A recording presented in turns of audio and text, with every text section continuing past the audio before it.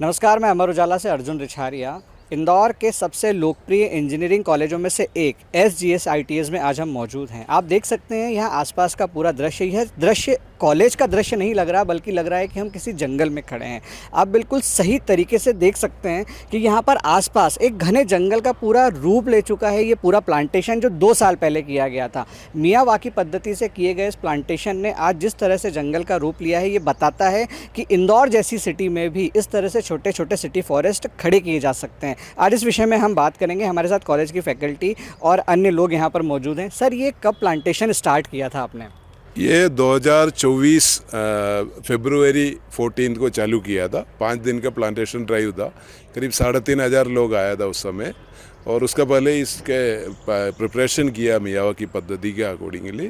उसके लिए 5 फीट का गहरा गड्ढा किया गया और 5 लेयरिंग किया गया है और उसका बाद प्लांटेशन हुआ है। सर, यहाँ पर अभी ये जानकारी भी मिली थी कि जो पौधे लगाए हैं, जो बड़े हो रहे हैं, इसमें आपने सभी को पौधे को पानी मिले, कोई अगर सूख रहा है तो आप लोग ड्रोन से भी ऑब्जर्व करते हैं। मतलब टेक्नोलॉजी का कैसे कैसे यूज़ किया है इसमें आपने? ड्रोन टेक्नोलॉजी से इसका ग्रोथ रेट निकाल सकता है, कितना ऊपर तक गया, कहीं अंदर, क्योंकि इसमें मैन पावर बिल्कुल मना किया था, अंदर जाने के लिए मना किया हुआ है। और ऊपर से ड्रोन टेक्नोलॉजी से कर सकता है, बट अभी तक ऐसा आवश्यकता नहीं पड़ा है कि, क्योंकि ये 2 पार्ट में बनाया हुआ है। ये जहाँ अपन अभी खड़ा है, पार्ट ए है, ये 5,200 स्क्वायर फीट का है, और पार्ट बी उसका करीब 3,000 समथिंग का स्क्वायर फीट का है। और उसमें आप इधर हमें करीब 5,200 पेड़ लगाया हुआ है इसके अंदर।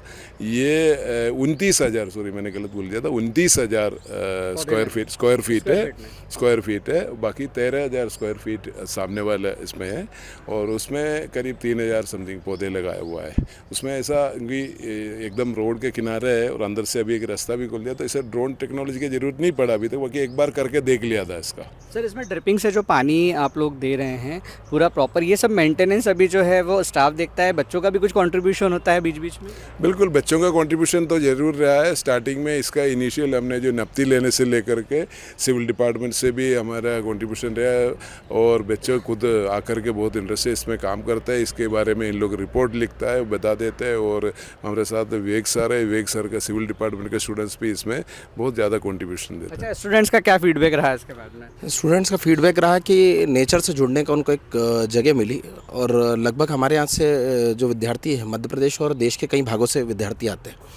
पर्यावरण सबको प्रिय है, और उसके साथ में पढ़ने पे तो उस पर टीचिंग लर्निंग इफेक्ट भी चेंज होता है। और सबकी एक हॉबीज़ होती हैं, किसी को गार्डनिंग पसंद है, तो इस तरीके के साथ में एक पीस और स्टेट ऑफ माइंड जो डेवलप होता है उस पर है।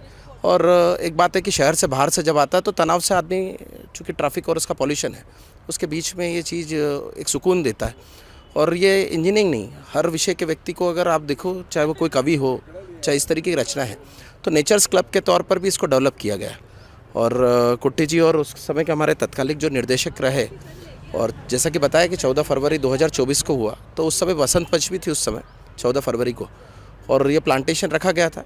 और हर काम करने के एक इंजीनियरिंग गोल बनाने होते हैं, तो जो चीज़ हमको 3 साल में करनी थी, मतलब ये चीज़ हम 2027 में, पर चूँकि ग्रोथ रेट हमको 1 साल पहले ही अचीव मिला, जो हमारा टारगेटेड था कि हम पब्लिक के लिए ओपन करें, हम 3 साल में सोच रहे थे।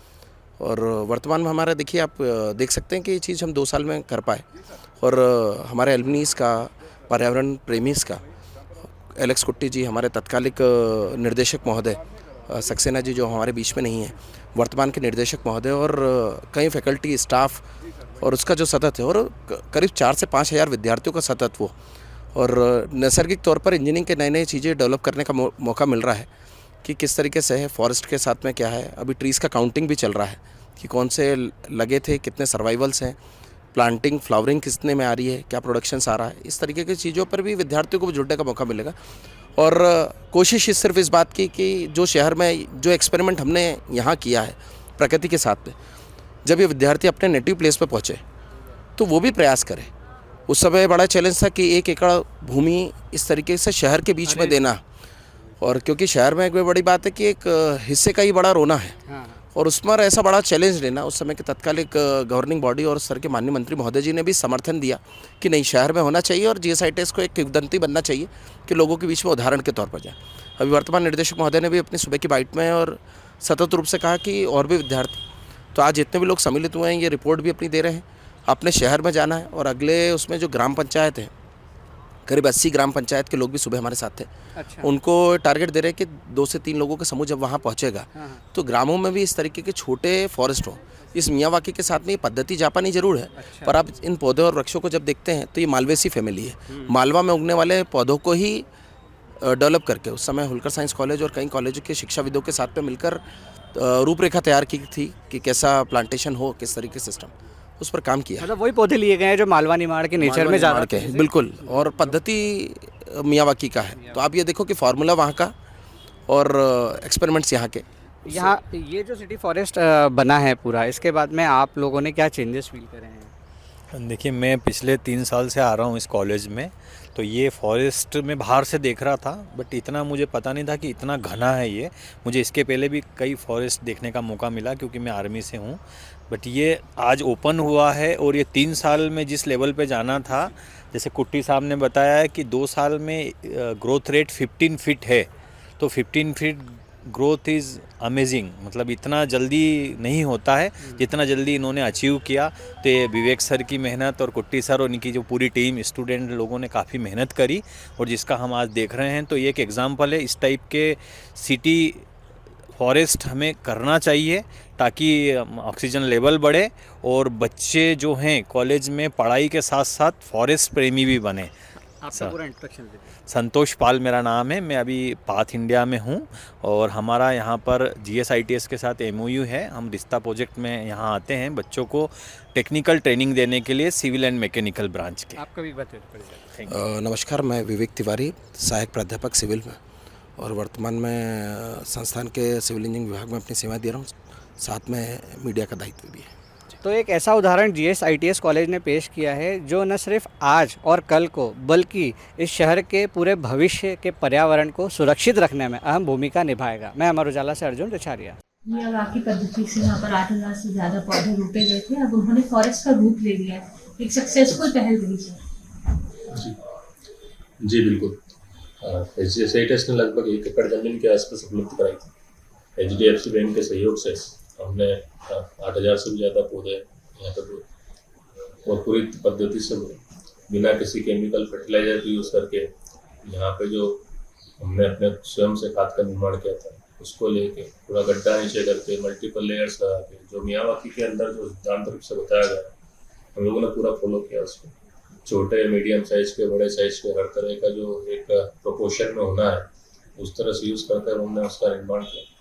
उद्देश्य ये था कि एक डेंस फॉरेस्ट का निर्माण, और 2 साल के बाद ये देख के बड़ा एक सुखद संयोग है, एक बड़ा खुशी की बात है कि हमारी जो पहल थी, हमारा जो प्रयास थे वो अल्टीमेटली एक जंगल का रूप लिए। बहुत ही घना जंगल शहर के बीचों बीच में बना है। 90% से भी ज़्यादा पौधे सर्वाइव किए।